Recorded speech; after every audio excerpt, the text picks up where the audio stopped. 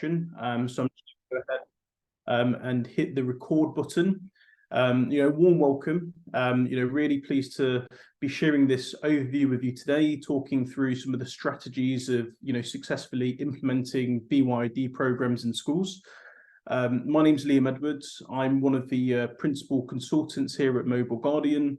I've been working with schools globally for around 10 years now, working with international schools in the Middle East, Asia Pacific. I've been working with schools in North America, Europe, United Kingdom, and working in all kinds of different capacities, assisting schools when they're moving towards BYOD, when they're implementing new infrastructure within their schools, helping, migrations to the cloud. So having done a lot with schools for the past 10 years, I've been able to kind of get a pretty good understanding of some of the challenges of BYOD.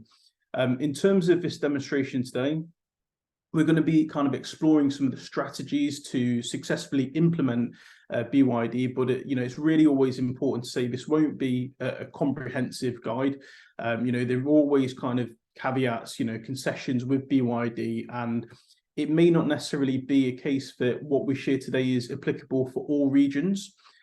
Whilst we do have local partners, we're happy to discuss in more detail for your own individual needs. But hopefully what we're able to do today is just kind of shape some of your thinking, give you some considerations about how you can manage your own BYOD, and explain some of the solutions that we can provide that have been of assistance for some of the schools that we're managing all around the world. So in terms of what we're going to be covering today, we're going to start off with just a sort of introduction where we'll talk through, BYOD, what are the challenges and why do we see these issues occurring. We'll also then focus on acceptable use policies, some of the ways that, the kind of cornerstone of managing those BYOD programs occurs. And then we'll start looking at some best practices just generally for schools implementing a BYOD program. These are pretty much universal. And then we'll start focusing on Mobile Guardian, our support for BYOD, how we can help schools manage devices that are being brought from home, and some of the recommendations that we have for schools.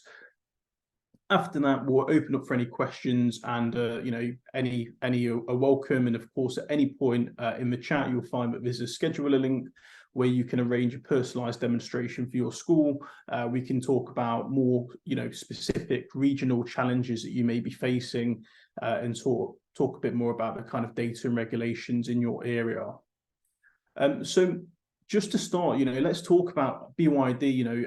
As you all know, BYOD, bring your own device, is students bringing in their personal devices from home.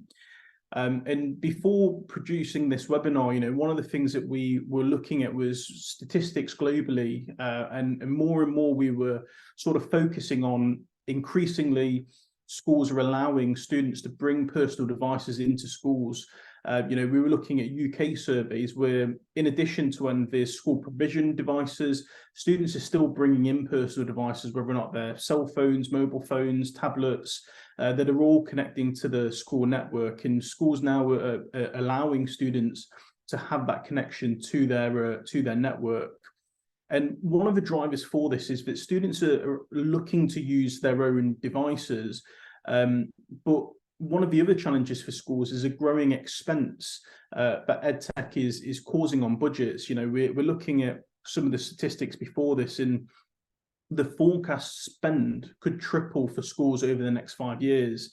And this has led a lot of schools that have been previously running things like maybe one-to-one programs, some that have had kind of legacy computer labs, some where there's been mixtures of kind of devices available for different, ages of students, to seriously consider BYOD. And it certainly has, in essence, a really appealing, option for schools because of the reduction in expense, and also the students having the, commitment to look after their own devices, and, any kind of breakage or sort of, damages being on the students' ends as opposed to kind of costing the school. Now, when we're looking at a BYOD program, the first thing that schools want, and this is always, the ideal scenario, whenever I speak to a school, it's all about making everything work. Let's make sure that the students, when they bring them from home, are bringing in safe, secure, filtered devices. Let's make sure that they've got all the applications that they need on these devices. What would be great is if in the lessons, teachers can see what students are on, teachers can guide what students are doing. And importantly, everybody's happy, parents, students, everybody's happy that during school hours, these devices are coming in, they're safe, secure, they can interact with the classroom, and that as soon as the school hours end and they go home, then everyone has, that additional kind of independence of how they manage those devices. So when we have this benchmark, we kind of know what we're sort of, moving towards, but often what we find is that there are a lot of challenges associated with this. And, some of the common ones that we find are, well, how do we manage home-owned school devices? How do we get the applications that students need? With a lot of these things, safeguarding students, web traffic, data privacy implications, these are a lot of questions for a lot of people. And, a lot of people going into BYD immediately make the assumption that, this is absolutely fine. We can just go ahead and do this. But there are a lot of kind of careful considerations to be made before moving ahead with the BYD program. And some of those we're going to explore today. One of the first things that comes to mind is your network challenges. You may experience AP congestion. How do I secure these devices against malicious content? How do we protect our own network as well when students are bringing in these devices into the school environment? And in lots of different areas of the world, there are also mandated safeguarding for devices. So making sure that the students have a provision and protection against harmful content. Maybe there's a requirement from the school to log and filter, what websites a student is visiting, and be able to actually categorize on an individual device what, websites students are accessing. And this becomes extremely challenging with BYD because there isn't anything that necessarily, you can think immediately but will allow you to go ahead and install something on the device. Because it is a home-owned device, often the students can remove things and kind of take that away, and that can cause a lot of sort of friction in lessons and in challenges for schools. But I'm sure as we go, we'll start explaining some of the solutions available for those challenges. And then in essence, we also have the platform challenges where we have to understand what kind of infrastructure are we using to support these. Are we going to be using cloud-based platforms? We've seen more and more schools investing in this. How do we make sure that the devices, regardless of platform, can all access the same content? For example, iPads are largely, Safari in the App Store. Android may not necessarily have the same applications as what you may find in an iPad. Chromebooks, completely different kettle of fish, and all of these things are real considerations for the lessons. And a lot of schools find themselves asking, what will happen if we don't install the applications? Will there just be this kind of free for all in the lessons? And, what will happen if we don't do anything? Will students be able to, responsibly guide themselves to the right content? And all of these are, real challenging considerations for schools. And then one of the biggest ones, and this really does vary, region by region, are the privacy concerns. One is if we do decide to install software on the students, what are our responsibilities? What are our options? Can we install applications? And, how do we get everyone to agree? What happens if we view sensitive information on a student's device? When we're looking at different regions, there's elements of duty of care in certain regions, which may be real considerations and real challenges for schools. And we'll definitely do our best to try and unpack some of these kind of questions and start to look at some of the solutions and best practices which schools can adopt to solve these issues. So one of the very first things, and this is really, the cornerstone of any BYD program, is an acceptable use policy. Now, a lot of schools will have experience with acceptable use policies. Perhaps you already have an element of an acceptable use policy that you send home to schools. But all of the schools that we've worked with that have BYD programs have all adopted very detailed acceptable use policies. And it really requires school to be very comprehensive when communicating what the school will be doing on devices, whether or not you're, simply logging or having some sort of cloud platform. In so many elements, we need to really detail and communicate whether or not there could be data that could be viewed, whether or not there's going to be a requirement for a student to install applications in order to come onto the network, in order to bring that device into school. And all of these things, elements that need to go into our acceptable use policies. As part of the follow-on from this call, we'll also be sharing some documentation around acceptable use policies with a couple of just sort of low-level examples that we share with schools, communication for parents as well, that will also come alongside the slide deck that we've produced today. But whenever we're creating this acceptable use policy, before we do that, we really need to understand what's going to go into that. And that means that we need to really hone down, what is the right platform?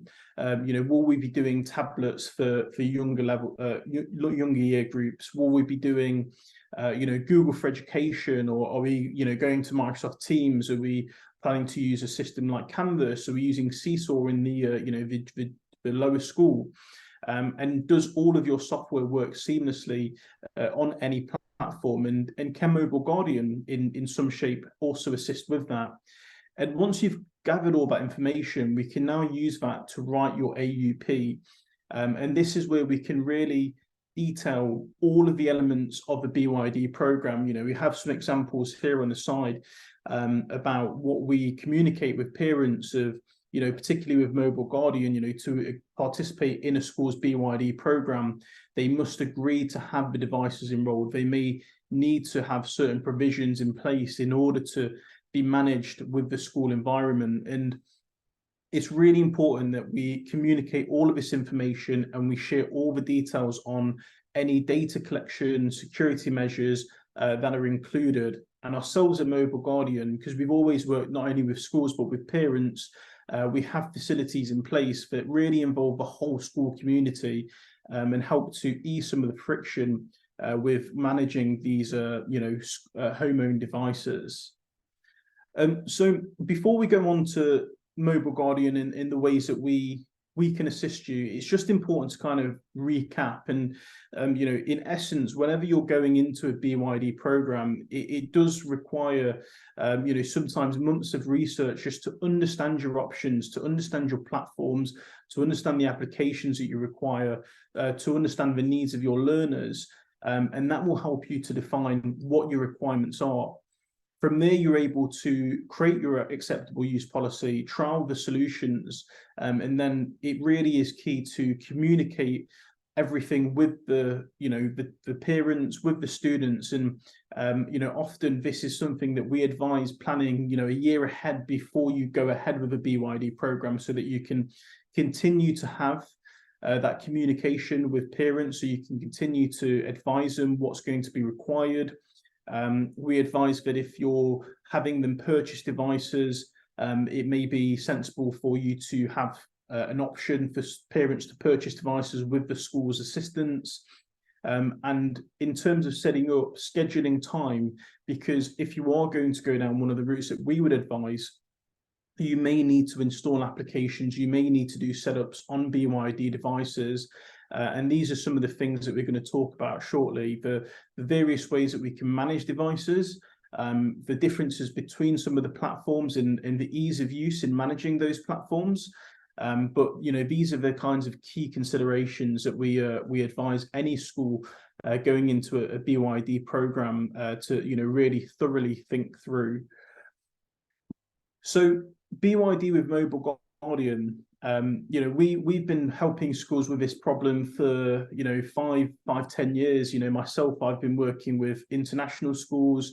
I've worked with schools in the Middle East, North America, UK, Europe. And one of the reasons why we're so appealing is that as a platform, we've not only had a history working with education, but also with parents. So, really getting a good understanding of what parents' requirements are with devices. And One of the great benefits is whether or not you have school-owned devices or you are pushing towards a BYOD solution. In areas, we have solutions for all operating systems, whether or not that's Windows, Chrome, Apple, Android. Our MDM solutions or prerequisite solutions can assist with pushing out applications. By installing a solution like ours, we can give teachers, again, controls for visibility within the classroom. We have network agnostic device filtering so that, you may go ahead and have your own firewall, which will block any device at any point. But, what if a student logs a laptop in school hours onto a mobile phone?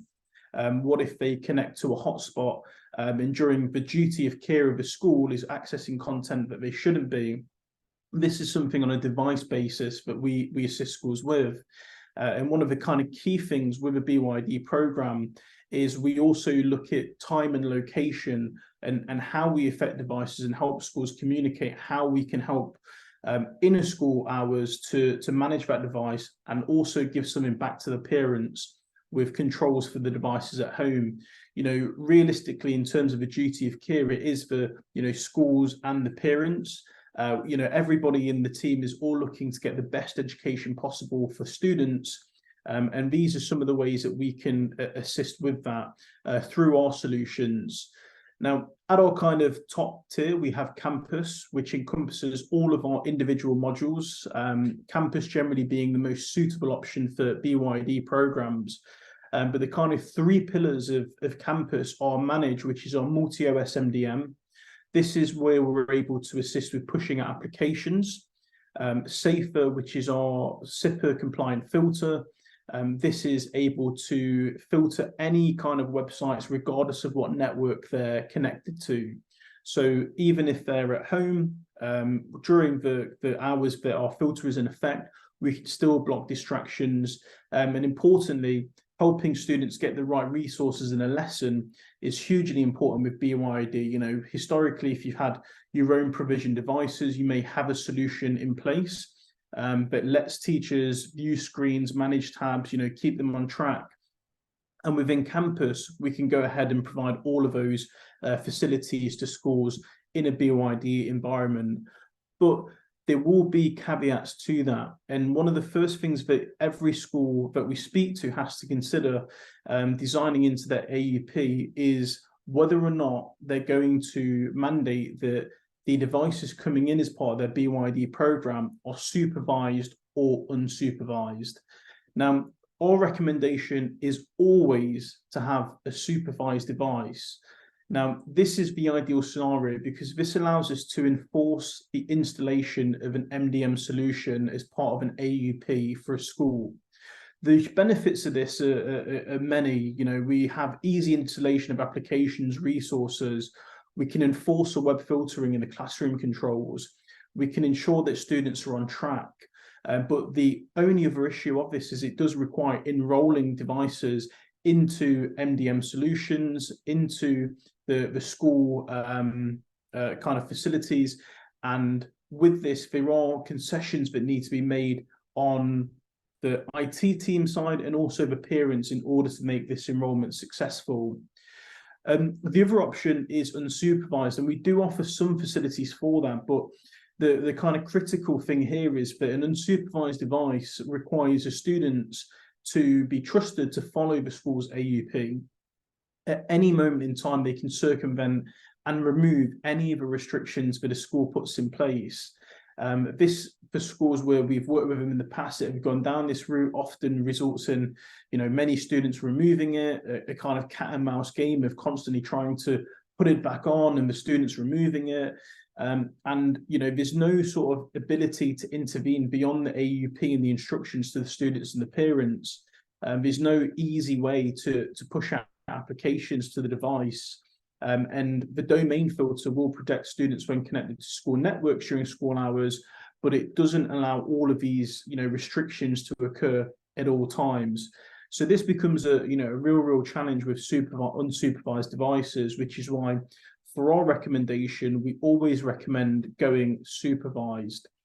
Now, when we're communicating this as part of AUP, one of the great things that we can do here is we can assist with time and location restrictions. Now, whenever we're speaking to schools, we understand that, you know, outside of school hours, the ideal scenario is that the device can behave as normal. So with our MDM solution, we can set this up on geofences, we can set it up when it's connected to a particular network to have certain rules and restrictions applied onto devices. We can allow students to install applications outside of school hours, but then we can enforce an allow only list of available apps and websites during school hours. So even if those applications are on the devices, they can't be run when it comes into school. One of the things of our platform is it allows you to see web filtering history. It can be managed to block, you know, certain keywords to filter YouTube and other solutions. But one of the considerations that we have in our platform is that we can also disable things like web history outside of school hours. You know, some of the things that parents would prefer is that they have their students' privacy outside of school hours. So we have features in here that are really built in order to allow you to safely monitor during school hours, but, you know, reduce restrictions outside of school hours, so that things like screen monitoring or screen sharing can only occur during the specified times. And we can clearly detail what these restrictions are and how we're going to be managing these in AUP that we share with the school. In addition to that, we also have a parent portal, and this is really where I think, you know, so many schools adopting BYD absolutely love Mobile Guardian, is because when we're looking at managing home-owned devices, we're also able to give something back to parents. Now, our parent portal will give parents control to manage devices outside of school hours. So within our platform, you can set, you know, 9 a.m. to 3 p.m. we're in control, but as soon as that finishes, the parents are in control. And this extends with all of our facilities that we can provide to schools to also go to parents. So they can see the location of their device in real time. They can set up locations to get notified when the device goes to and from a different location. They can filter websites at home and get access requests from their child. They can lock the screen when the device goes home if they want to get them to dinner, or, you know, it might be late at night and they're up late at night on a device. They can go ahead and lock the screen.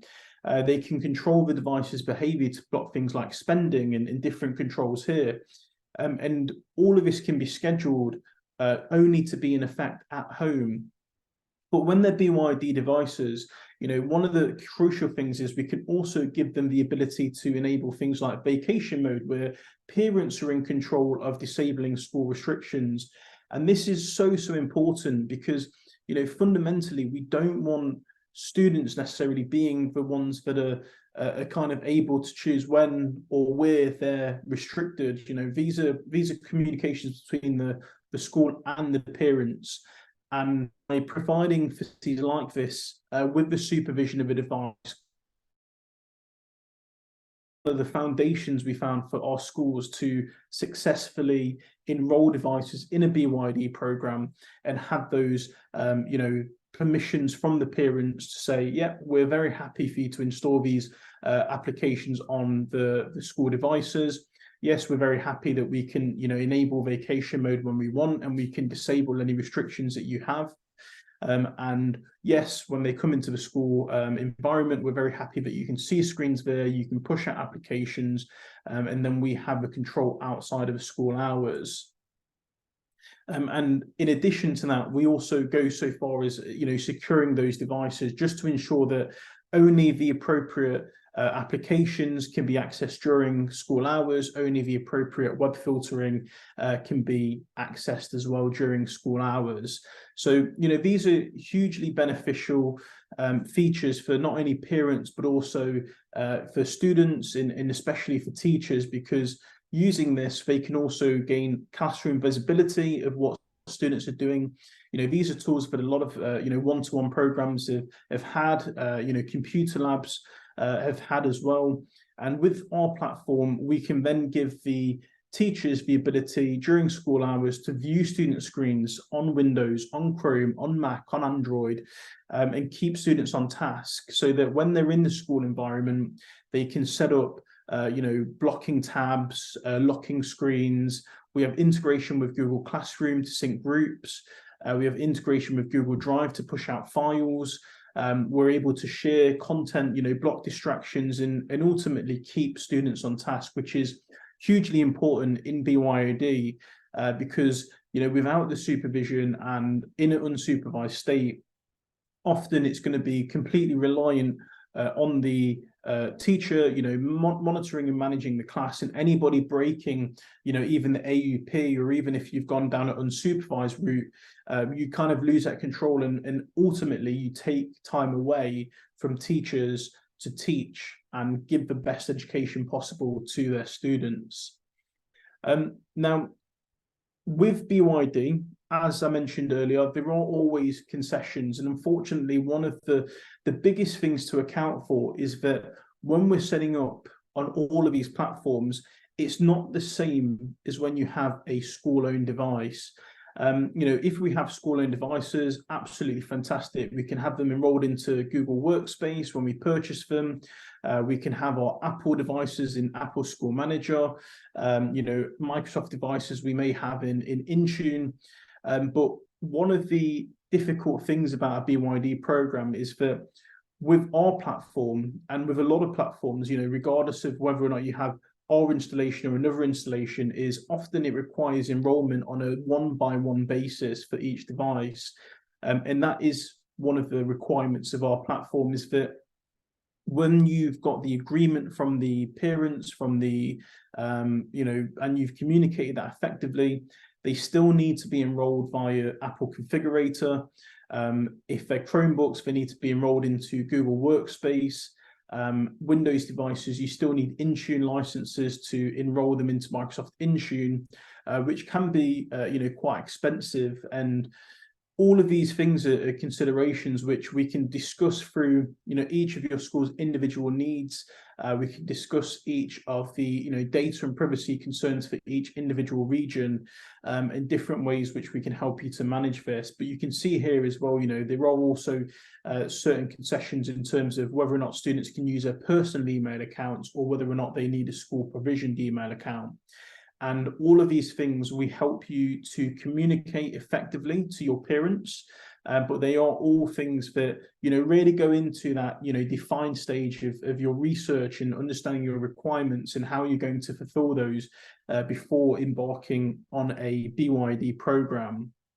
So just to kind of, summarize, we've kind of detailed a lot of the challenge in some of the practices which you can take to effectively manage BYD programs, some of the things that you can do with Mobile Guardian to assist with, bringing those devices in. But, I suppose the key takeaways here are, we would definitely advise you to strongly consider supervising devices as part of your acceptable use policy. As always, making sure that anything that you're providing on the device is, adhering to laws, regulations, and, certainly region by region, we can discuss that and share that with you. Consider the sorts of platforms that you're bringing in. Are they cloud-based? Do they work on every device? Are they device agnostic? And also, one of the things that we always recommend is consider what BYD platforms you accept. Even on our side, and we generally find platforms like Windows tend to be much harder to manage in a BYD environment than a Chromebook or an iPad or even a Mac device. So it's really, really important to consider what those limitations are, what's the most flexible for you, and ultimately, whenever investing in this, weigh up the pros and cons of BYD versus school-owned devices, because there may be certain requirements of your school that don't necessarily fit in with BYD at the moment. There might be certain, filtering or requirements that you have which may not make it a valuable solution for you. But in any instance, if you are looking for school-owned devices, BYD devices, here at Mobile Guardian, we have solutions for both.